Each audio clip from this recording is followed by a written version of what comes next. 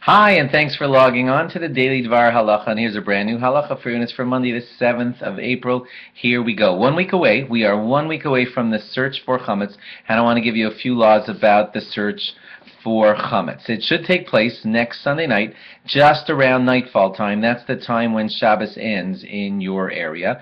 The person who's hiding the 10 pieces of bread should hide those 10 pieces of bread before, so that you're ready to start when it's nightfall. And don't get involved in anything else before that, because we want it to start at nightfall, and so don't be involved in big other activities at that time. The person who's hiding the 10 pieces of bread might want to, you don't have to, but might want to wrap those little pieces of bread in tissue paper so that crumbs don't get scattered around when you place those pieces. You don't have to do that. It's just a nice idea if you want to follow it.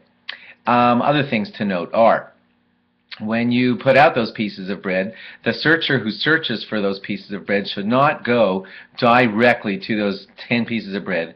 Get them, find them, put them in easy places, and you're done in 4 minutes. The idea really is that you're supposed to be doing a search of the entire house at that time, and along the way you're going to find those 10 pieces of bread. But it's not a perfunctory thing where you just put out 10 pieces, you go right to them, and you're done in 4 minutes. You're supposed to be searching the entire house. Should you use candles or flashlights? Well, you know, candles have been the thing that Klal Yisrael, the Jewish people, have used forever, and we like that tradition. We don't want to debunk that. So it's perfectly fine to use candles, but you and I know that there are a couple of places where flashlights are going to be better, and that's like where you got to search under the couch, under the drapes, where, you know, you're kind of afraid to put the candle down there. So by all means, if you have flashlights available, it's fine to use them. If you have candles, you can use them too, and you might want to use both. But use the flashlights, you know, especially to help you out in places where you would be afraid to put the flame. Also, when doing the search, there's no exact time on it. 4 minutes is too little. 12 hours is probably a little too much. Your family should really decide on your own. I think seriously, an hour is a good amount of time to spend on it. You're really searching through the whole house. But speak to your rabbi about what he feels is appropriate. I don't want you to just do it in 1 minute where you're faking it, and I don't think it has to take 12 hours, because you do need to sleep that night.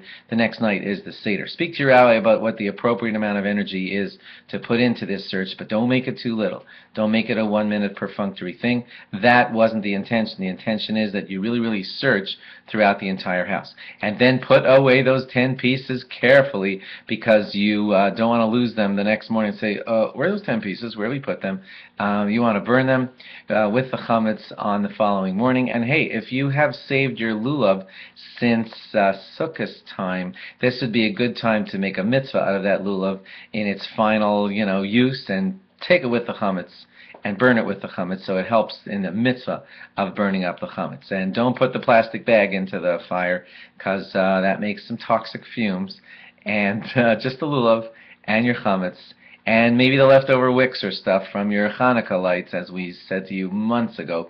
But those are all mitzvah items, and mitzvah items should be used in their final run for one last mitzvah if possible. Thanks for logging on. Log on again tomorrow for more. Bye-bye.